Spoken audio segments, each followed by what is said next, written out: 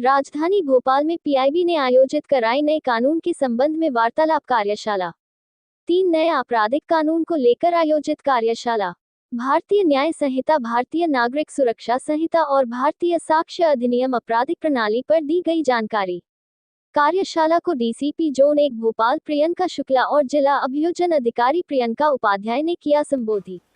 नए आपराधिक कानून के माध्यम से कोर्ट में दाखिल होने वाले धाराओं में होंगे बदलाव। प्रियंका उपाध्याय, आपका ये धाराओं में पुलिस का कार्यवाही होगी आसान। आने के लिए जो कानून बना था वो अब परिवर्तित होने जा रहा है और आप सभी को मालूम है जब 1 जुलाई को आप सब कोर्ट आएंगे तो हो सकता है नए अपराध इन कानूनों के तहत पंजीबद्ध भी हो गए हों।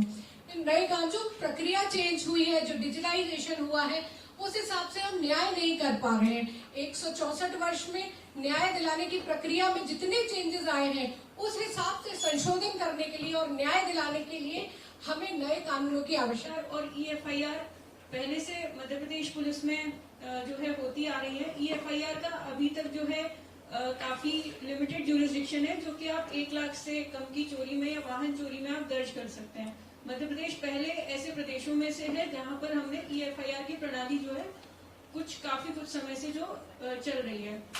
इसके अलावा जीरो FIR, जिसका उद्देश्य रहता है कि यदि किसी विक्टिम के साथ क्राइम हुआ है और वो उसको जो बहुत जल्दी उसको रिपोर्ट करना है और वो ऐसे जुरिसडिक्शन में जाकर रिपोर्ट नहीं कर सकते जहां पर उनके साथ क्राइम हुआ है। कई बार जो है क्राइम शुरू हो जाता है, जैसे कि 376 के केसेस में रिलेशनशिप में रहते हैं या फिर कुछ उनको झूठ बोल के कि शादी कर लेंगे, इस तरीके से क्राइम शुरू होता है। लेकिन 1 साल 1.5 साल बाद उनको लगता है कि हमें जो है ठगा गया, हमारे साथ क्राइम हुआ है, इनका उद्देश्य था नहीं इस प्रकार का। तो हो सकता है कि वो जो क्राइम का इनिशिएशन हो वो किसी और राज्य में हुआ हो। इन तीनों नए कानूनों का सबसे पहला तो मेन उद्देश्य ये है कि जो 164 साल पुरानी भारतीय दंड संहिता चली आ रही थी और इतना परिवर्तन हो गया था, उस परिवर्तन को एक डिजिटल रूप में चेंज करते हुए कानूनों को सुलभ त्वरित न्याय दिलाया जाए और पीड़ित केंद्रित रहे न्याय। यही इसका मेन वो है। सर, जब न्याय सुलभ होगा, न्याय शीघ्र होगा। अभी तक नहीं हो पा रहा था। फरियादी अभी भी FIR के लिए भटकता है थाने में। हाँ, इसके लिए EFIR की प्रोसीडिंग चालू कर दी गई है कि अगर उसकी FIR नहीं लिखी जाती है तो वो EFIR ईमेल के माध्यम से भेजे और 3 दिवस के अंतर्गत संबंधित थाने में जाके हस्ताक्षर।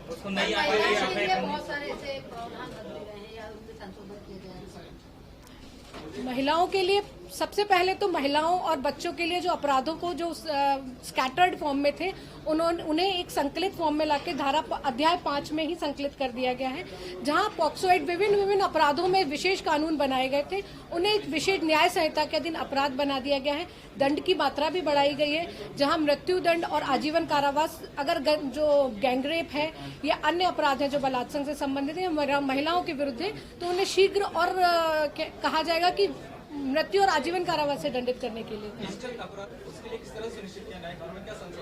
नए कानूनों में सर बहुत सारी चीजें ऐसे संशोधित किए गई हैं जहां पे हैकिंग है, या जैसे भी मैम ने बताया था ऑर्गेनाइज्ड क्राइम है, जो अपराध संबंधित है। छोटे से अपराध हुआ, मालूम पड़ा ये एक आरोपी है, उसकी कड़ी दूसरे से जोड़ी गई। वैसे तो पूर्व में इसके लिए स्पेशल लॉ है, साइबर कानून बनाए गए हैं। अब इसमें एक ऑर्गेनाइज्ड क्राइम के रूपते हुए छोटे से from the first to end तक पहुंचा जाएगा।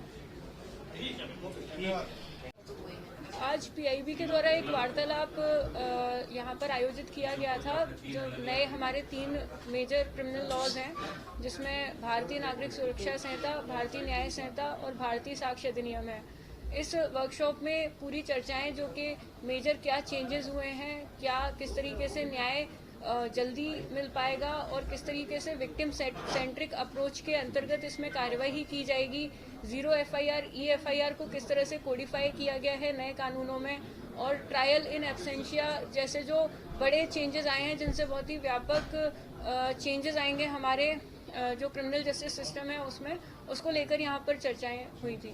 बड़ी पॉइंट मैम, जैसे आपने जीरो FIR का बोला, उसकी इसमें एक तरीके से जीरो FIR कुछ समय से पहले से चालू है, लेकिन उसको जो है प्रॉपर कोडिफाई किया गया है हमारे नए कानून में, जिसमें अपराध विक्टिम के साथ कहीं पर भी घटित हो, लेकिन वो यदि किसी भी थाने पहुंचते हैं तो उनके द्वारा जो रिपोर्ट की जाएगी उसको अनिवार्य रूप से पुलिस जो है FIR दर्ज करेगी। इसी को जीरो FIR कहते हैं। इसमें EFIR का भी जिक्र है, जिसमें कि आप EFIR भी दर्ज कर सकते हैं किसी भी थाने में। आपको 3 दिन के अंदर उसको जो है हस्ताक्षरित करना होता है। वर्तमान में मध्य प्रदेश में EFIR जो है वह 1 लाख से कम की चोरी या वाहन चोरी में की जा रही है। इसको और व्यापक स्वरूप देते हुए हर तरीके के कॉग्निजेबल ऑफेंस में EFIR करने का जो है अधिकार नागरिकों को प्राप्त होगा। इसमें जो हमारा नया भारतीय नागरिक सुरक्षा संहिता है वह ऑडियो वीडियो इलेक्ट्रॉनिक मीन्स को जो है डिफाइन करता है, और इसमें पूरी जो FIR से लेकर के लास्ट तक की चार्जशीट, ट्रायल तक की, कन्विक्शन या एक्विटल तक की जो कार्यवाही है उसको डिजिटाइज करने की बात होती है, जिसमें कि समन वारंट भी आपको डिजिटल तरीके से, इलेक्ट्रॉनिक तरीके से प्राप्त होंगे थाने में। आप उनको इलेक्ट्रॉनिक तरीके से तामील करने का एक ऑप्शन है, वो एक ऑप्शन है, आप उसको फिजिकली भी तामील कर सकते हैं। और इसमें एक चीज़ और है कि कोर्ट अभी तक पुलिस को पहले समन वारंट भेजती थी जिनको पुलिस तामील करती थी।